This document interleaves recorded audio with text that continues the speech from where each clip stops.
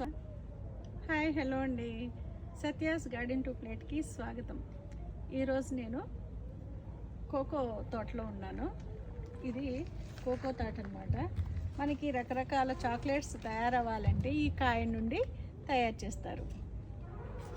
ఇదంతా మొత్తం కోకో తోట.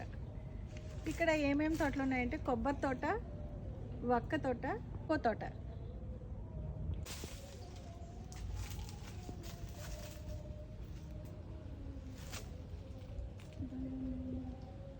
కిందండి ఒక్కొక్క దీనికి ఇవి కోకో కాయలు అనమాట.